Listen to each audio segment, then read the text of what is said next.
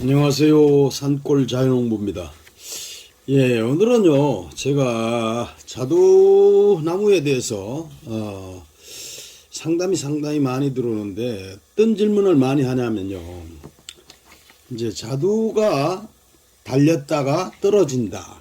그 다음에 두 번째, 자두나무가 열매가 아예 열리질 않는다. 이런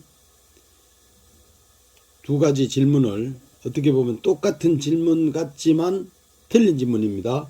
이런 질문을 상당히 많이 하셔요. 그런데 이 질문을 하시는 분들이 보면은 대체적으로 자두를 전문 농업을 하지 않고 자두나무는 흔히 옛날부터 그 오얏 나무라 그래가지고 중국에서 내려오는 그런 자두나무 종류죠. 그래가지고 그걸 많이 이렇게 집에다가 화단에도 심고 텃밭에도 심고 자두나무를 많이 갖지 않고 그냥 과일 따먹기 위해서 집에서 그냥 한두 그루, 많게는 5그루 이런 식으로 이제 자두를 많이 하지 않고 하는 분들이 이런 질문을 많이 하십니다. 특히 어떻게 몇 주 가지고 계십니까? 그 다음에 어떻게 무슨 품종입니까? 물어보면 대체적으로 주수는 적고 품종은 잘 모르셔요. 아는 분들이 한 50%도 안 되시더라고요.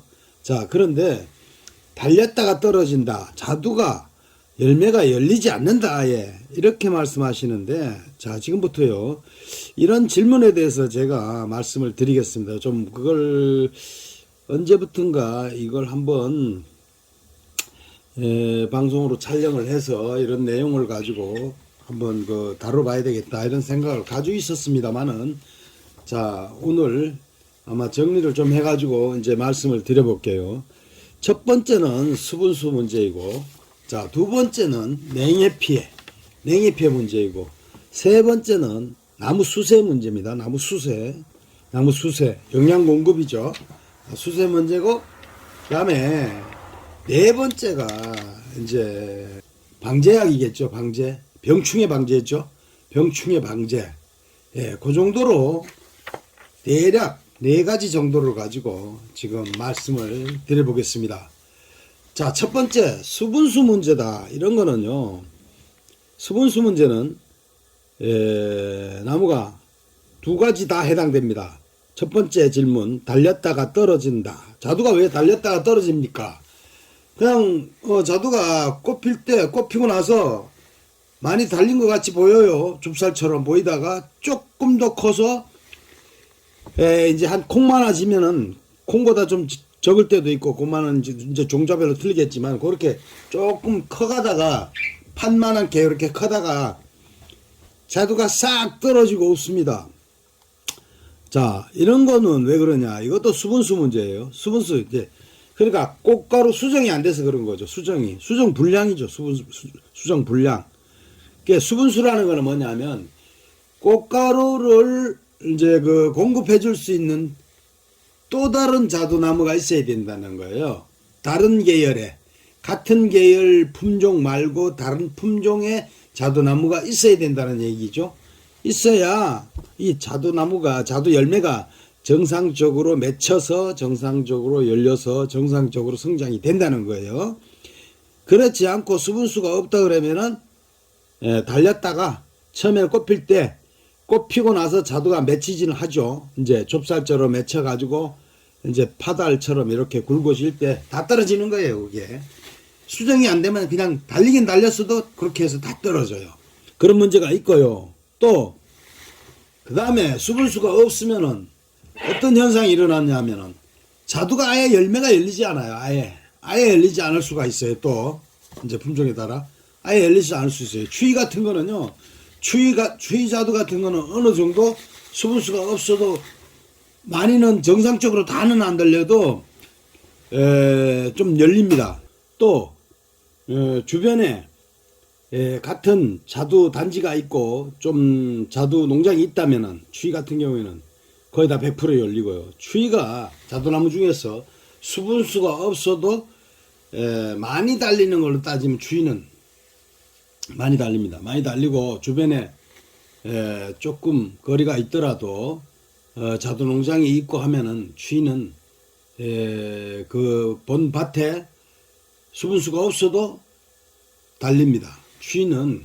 그래서 자두 농가가 옆에 있으면은 자기 밭에는 수분수를 안 심어도 추위는 달리는 약간의 그런 좀 이런 어떤 나무예요.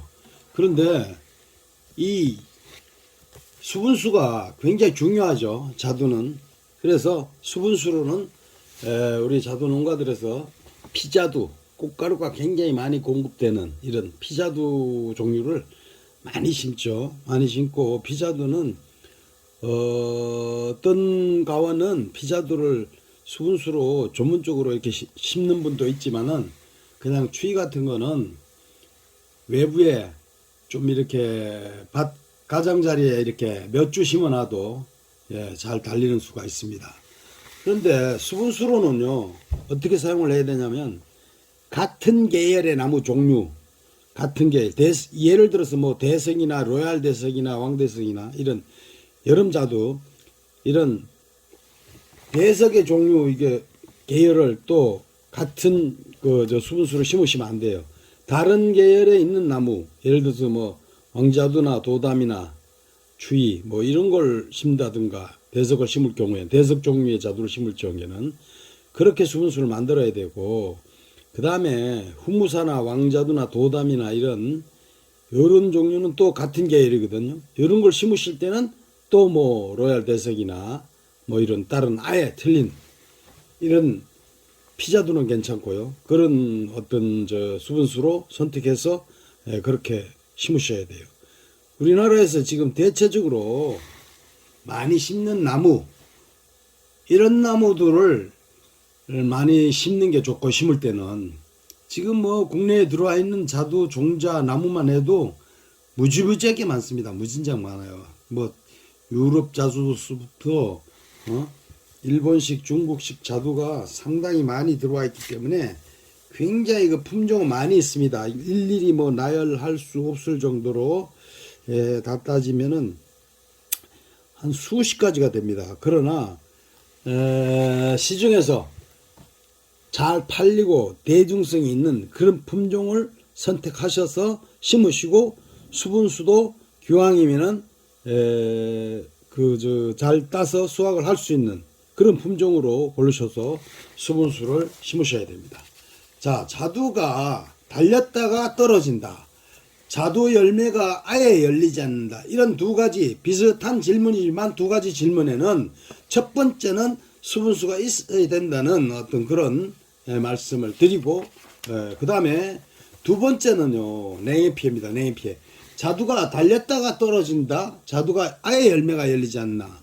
이건 냉해피해인데요. 냉해피해는 뭐냐면은 이 냉해피해는 봄에 4월 초에 꽃이 필 때 이 설이 피어오는 게 이게 냉해피해고요. 또 어떤 분들은 이제 좀 헷갈릴 수도 있는데 착각하실 수도 있는데 냉해피해가 있고 동해피해가 있습니다. 냉해피해하고 동해피해는 완전히 틀린 겁니다. 냉해피해는 꽃이 필 때 서리가 오는 게 그게 냉해피해고 또 그리고 냉해피해는 옛날부터 고추농사에도 그랬습니다만은 우리 선조분들이 그런 어떤 방법을 많이 사용을 했는데요. 불을 피운다든가 그 다음에 뭐 고추대를 태워서 뭐 이런 나무를 태워서 서리바를 새벽에 내린 서리바를 이렇게 날리고 냉해피해를 막기도 하고 또 어떤 분들은 왕겨도 피워서 어떤 그 뜨거운 기운을 올려서 서리 피해를 막는 작물의 서리 피해를 막는 이런 방법도 쓰셨지만 요즘에 작물의 그 냉해 피해, 서리 피해를 막는 방법은 요즘에는 방산펜 설치를 많이 합니다. 방산펜을 이제 비싼 가격이지만 하나에 한 800평 정도 커버하는 걸로 제가 알고 있고 그런데 웬만한 밭은 뭐 한 두세 개만 세우면 되기 때문에 이게 또 보조 사업으로도 돼요. 그래서 정부 보조 사업으로도 되기 때문에 지자체별로 보조 사업이 됩니다. 그래서 냉해 피해는 방산펜으로 많이 설치를 해서 하는데 방산펜의 이런 이제 원리는 밑에서 기름 보일러를 떼서 이 뜨거운 바람을 올려서 바람을 팬으로 팔랭개비죠. 그러니까 이런 선풍기처럼 이 대형 환란개비를 풍력처럼 이렇게 돌려가지고 주변에 썰이를 못 내려오게 아예 녹여버리는 거죠. 자, 그런 식으로 해서 냉해 피해를 요즘에는 좀 많이 피해를 막고 있습니다. 막고 있고, 동해 피해는 뭐냐면요, 겨울에 아주 추워서 겨울에 추위를 타서 나무가 얼어 죽거나 나무가 고사하거나 이런 거죠. 예, 나무가 꼭 얼어 죽지 않아도 가지의 일부분이, 그러니까 눈이 있잖아요. 꽃눈, 잎눈이 아예 정해집니다. 가을서부터. 꽃눈, 잎눈이 아예 정해져 가지고 이렇게 도톰하게 올라오는데, 이런 눈이 아주 죽어버려요. 눈이 죽어서 세포 조직이 아예 망가지는 거죠. 그래서 일부 가지가 쥐 뜯어 먹은 것처럼 이제 봄에 그 잎 나올 때 보면은 그래요. 잎이 중간중간 이렇게 띄엄띄엄 나오는 거예요. 띄엄띄엄. 쥐 뜯어 먹은 것처럼. 그렇게 잎이 나오고, 동해피입니다. 그게. 그렇게 나오고, 그 다음에 또 아예 심하게 그 유목들은 한 4년생 이하 이런 유목들은 동해 피해를 더 심해요. 수세가 약하면은 또 동해 피해가 더 심해요. 예, 그래서 그런 나무는 아예 얼어 죽기까지 합니다. 얼어 죽어버려요. 나무 자체가 얼어 죽어요. 그리고 동해 피해를 입으면 나무가요, 이제 그 수세가 약한 나무가 주로 동해 피해를 많이 입는데, 한 4년생 이하 이런 나무가 많이 입는데,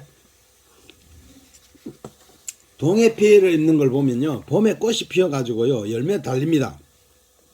열매가 한 방울토마토만하게 이렇게 자두가 굵어요. 그럴 때 슬금슬금 이게 시들시들해지면서 잎도 시들시들해지고 결국은 열매도 시들시들해지고 온 나무가 힘이 빠지면서 슬금슬금 죽어요. 동해피해는 꼭 봄에 꽃은 피웁니다. 그리고 아예 되게 추우면 죽는 수가 있죠. 바로 얼어 죽기도 하지만은 거의가 나무가 살려고 발버둥을 쳐요. 말 못하는 나무라도 발버둥을 아예 칩니다. 발버둥을 쳐서 잎도 피고 꽃도 피고 자기 힘 있는 데까지 버티다가 열매를 딱 달면 그때 죽어요. 나무가. 열매를 달면은 엄청나게 열매에 영양분을 빨아 올려서 공급을 해줘야 되는데, 미생물이라든가 모든 영양분을 빨아 올려줘야 되는데, 이런 나무가 그렇게 할 기운이 없죠. 동해 피해를 입어서. 그러니까 나무가 그때 죽는 겁니다. 그때 죽는 나무가 동해 피해입니다. 동해 피해 이 방지하는 방법은요,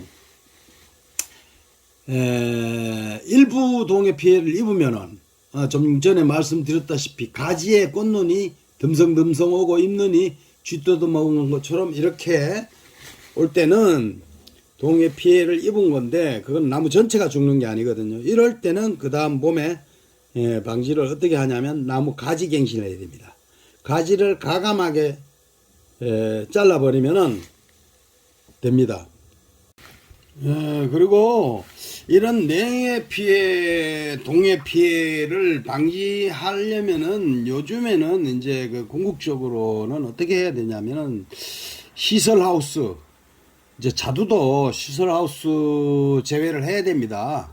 시설하우스 재배를 해야 냉해 피해도 없고 동해 피해도 없이 자두 농사를 잘 지을 수 있고, 이제 포도나 샤인머스켓 이런 것처럼요. 그리고 시설하우스를 연동으로 한 동씩 이렇게 하는 것보다가 연동으로 해서 어떤 대책을 냉해 피해, 동해 피해, 이렇게 기후 조건이 굉장히 농사 짓는데 상당히 제일 큰 영향을 주기 때문에, 기온 상승이 이상기온으로 굉장히 올라가고 있잖아요. 기온이 올라가고 있기 때문에, 이런 봄에 꽃 필 때 꼭 썰이가 오고 냉해 피해가 또 옵니다.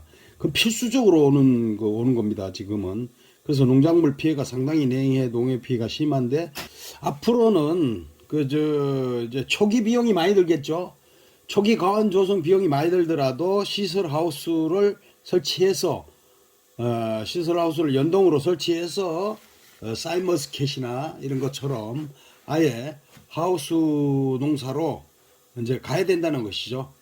그래야 앞으로 농사를 제대로 할 수 있는 이런 어떤 농사를 질 수 있는 그런 어떤 환경이 돼야 되겠죠. 예, 동해 피해는 그 가지갱신을 어차피 과감하게 자르고 그다음에 봄에 과감하게 자르면은 거기서 신초가 나와서 뭐 적게 나와야 3개고 많이 나오면 막 4개, 5개, 7개까지 막 확확 나와요. 자기도 살려고 얘들이 그렇게 나오기 때문에 그걸 받아서 유리한 가지를 사용해서 다시 2년 차부터 꽃이 피어서 다시 열매를 달면 되죠. 그러나 2년 동안 열매를 못 따니까 그렇게 그걸 좀 어쩔 수 없습니다. 그거는 예, 그 나무를 살리려면 전체 다 자르는 수도 있어요. 전체 다 몽땅 자를 수도 있어요.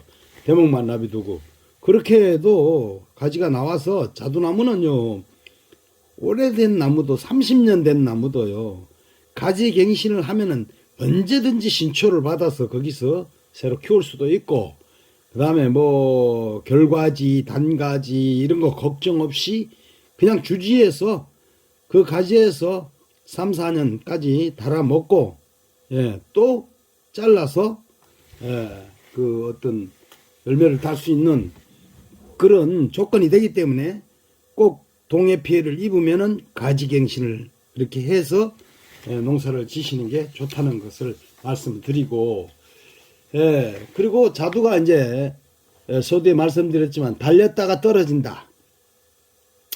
이것도 냉해 피해고, 또 그다음에 자두 열매가 아예 달리지 않는다.